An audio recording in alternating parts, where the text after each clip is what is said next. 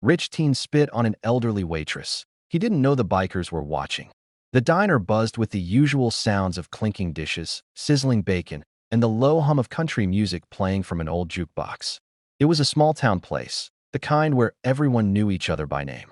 The morning rush had died down, leaving only a few regulars sipping coffee in the corner booths. Behind the counter, an elderly waitress named Martha moved slowly but with grace, her weathered hands still steady after 30 years of serving strangers with a smile. Her gray hair was tied neatly into a bun, and her uniform, though faded, was spotless. She was the heart of that little diner. Then the door swung open with the jingle of the bell, and the quiet peace shattered. A group of teenagers walked in, 3 boys and a girl, loud, laughing, dressed in designer clothes that screamed money. They didn't belong here, not in this humble place. The leader of the group, Tyler, was 18, handsome, and spoiled beyond measure. His father owned half the town, including the construction company that employed most of the locals. He walked with the arrogant swagger of someone who'd never been told no. Martha greeted them warmly. "Good morning, dears. Booth or counter?" Tyler smirked. "Whatever's clean, Grandma." His friends laughed cruelly. Martha didn't flinch. She'd heard worse, but she guided them to a booth anyway, handing them menus with her usual kindness. "Take your time," she said softly, but the teens weren't here for breakfast. They were here to show off, to make a scene. Tyler waved the menu dismissively. "I'll take pancakes, but make them fast. I don't want them burnt like your coffee." His friends snickered again. Martha just nodded, jotting down their order without a word. But as she turned to walk away, Tyler whispered loud enough for the whole diner to hear. "Bet she was a waitress before my dad was born. Should have retired with her wrinkles." At a table across the room, a group of bikers sat quietly, finishing their meals. They were big men, tattoos, leather jackets, the kind of people that made most folks nervous at first glance. But they were regulars at the diner, and Martha had served them for years with the same kindness she gave everyone else. She called them her boys. They watched the scene unfold in silence, their eyes narrowing. When Martha returned with their food, Tyler wasn't done. "About time," he muttered, looking down at the plate. "This doesn't even look right." Then, to everyone's shock, he spit directly onto the plate, and some of it splashed onto Martha's apron. "Maybe you can eat it, old lady," he said coldly. The diner fell silent. Even his friends froze, realizing he had gone too far.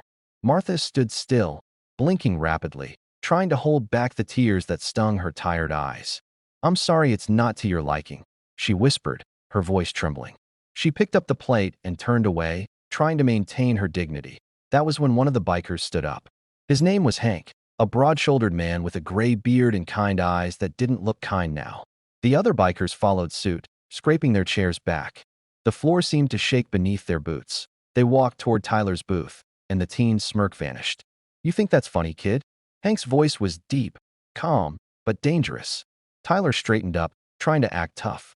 "Mind your own business, old man," he said, though his voice wavered. Hank leaned closer until their faces were inches apart. "She's family to us. You don't talk to her like that." The room was dead silent except for the sound of Tyler's nervous swallow. His friends shrank in their seats. "You think because your daddy's got money, you can treat people like dirt?" Hank continued. "Let me tell you something, son. Respect is worth more than anything your family owns." Tyler's hands shook, but he forced a laugh. "What are you going to do, hit me?" Hank didn't move. He simply turned to Martha, who was standing behind the counter, her eyes wet. "You okay, sweetheart?" She nodded weakly. Then Hank looked back at Tyler. "You want to make it right? Start by saying you're sorry." Tyler looked at his friends, hoping for support, but they all avoided his gaze. No one laughed now. The power he thought he had was gone. Slowly, he stood up, face red, and muttered, "I'm sorry." Louder, one of the other bikers said that Tyler's jaw tightened. "I'm sorry, ma'am," he said, this time loud enough for everyone to hear. Martha gave a faint, forgiving smile. "That's all right, dear," she said gently. "Just try to be kind next time." Hank and his crew returned to their seats, but the message hung in the air. Tyler paid for his meal without another word, leaving a crumpled 20 on the table. He and his friends walked out, quieter than they had come in. Later that afternoon, Tyler sat in his car outside the diner, staring at his reflection in the mirror. He couldn't shake the image of Martha's trembling hands or the calm, piercing disappointment in Hank's eyes. For the first time in his life, he felt ashamed, not because he got caught, but because he realized how small his actions had made him. The next morning, he returned to the diner alone. Martha was there, wiping down tables. When she saw him, her expression was cautious but kind. Tyler walked up, holding something in his hands, a new apron and a small bouquet of daisies. "These are for you," he said quietly. "And I'm really sorry for what I did yesterday. It wasn't right." Martha smiled, her eyes softening. "Thank you, son. I forgive you."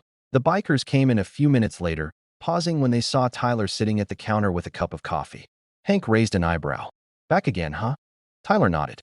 "Yeah, I'm learning a few things." Hank chuckled, gave him a pat on the shoulder, and took his usual seat. Martha poured them both coffee, her hands steady again.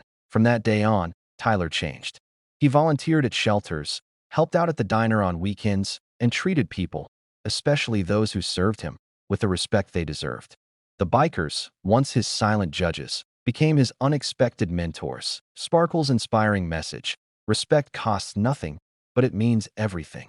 Kindness doesn't come from wealth or power. It comes from humility, compassion, and the courage to change when you realize you're wrong.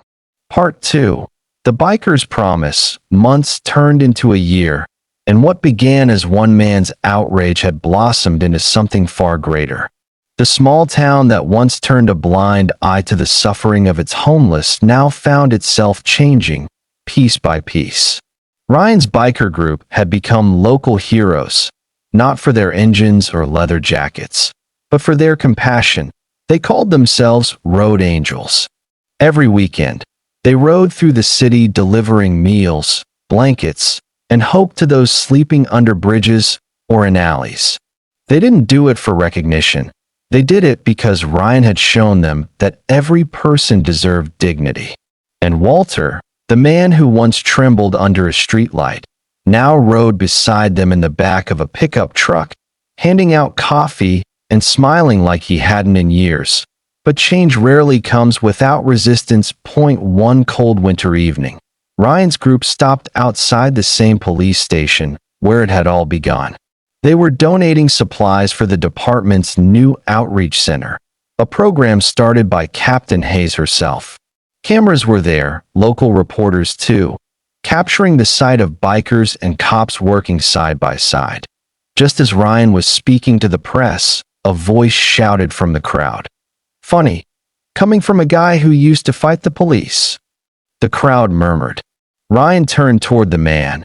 It was the suspended officer, Sergeant Miller, the one who had hit Walter months ago.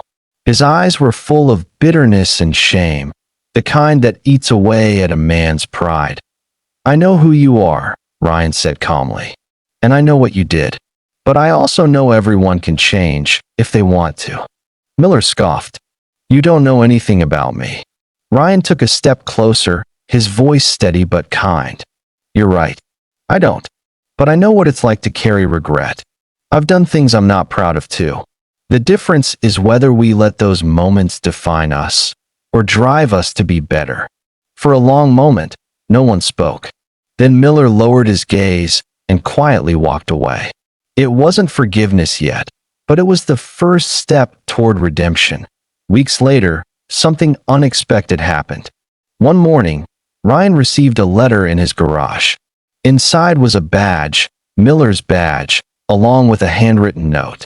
"You were right. I want to change. I'm starting over, volunteering at the shelter. Maybe I can still be the man I once swore to be. M." Ryan folded the note carefully and placed it in his wallet.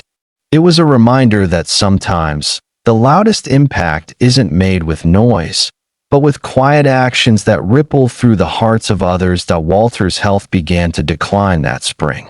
Years of hardship had taken their toll, and one morning, Ryan found him sitting outside the garage, pale but peaceful. "Don't look so worried," Walter said with a faint smile. "You gave me something better than a home, son. You gave me back my purpose." Tears welled in Ryan's eyes. "You gave me mine too, old man." A few days later, Walter passed away in his sleep. The whole town showed up for his funeral, bikers, officers, and even the mayor. For the first time, They weren't divided by status or uniform. They stood together, united by the lesson of one man's compassion. As the casket was lowered, Ryan placed his leather jacket over it, the same one he had once given Walter that rainy night. "You'll always ride with me," he whispered. That summer, Ryan opened a community garage named Walter's Place. It became a safe haven for anyone trying to rebuild their life. Homeless veterans, ex-convicts, single parents, anyone willing to work hard for a second chance. The walls were filled with photos from their journey. The night he confronted injustice, the charity rides, and Walter's smiling face. One afternoon, Captain Hayes stopped by. "You know," she said, looking around, "what you started here changed more lives than any policy we've written." Ryan smiled faintly. "Sometimes the world doesn't need more laws," he said. "It just needs more people who care." She nodded. "You ever think of joining the department? We could use men like you." Ryan chuckled. "Nah, I'll keep fixing engines. That's what I'm good at." Then, after a pause, he added, "But if you ever need help fixing hearts, I'm always in." Hayes laughed softly and left, leaving Ryan standing in the doorway, watching the sunset reflect off the chrome of his bike. That he thought about Walter, about Miller, about all the faces he'd seen in the shadows now walking in the light. The road ahead was still long, but for the first time in his life, Ryan knew where it led, toward hope. That night, as his bike roared down the highway, wind rushing past his face, he whispered into the night, "One act of courage, that's all it takes." And somewhere above, under the same stars, it felt like Walter was smiling back. Sparkle's inspiring message. One person's courage to stand up for what's right can awaken the humanity in everyone around them. Compassion doesn't just change lives. It creates ripples that can heal entire communities.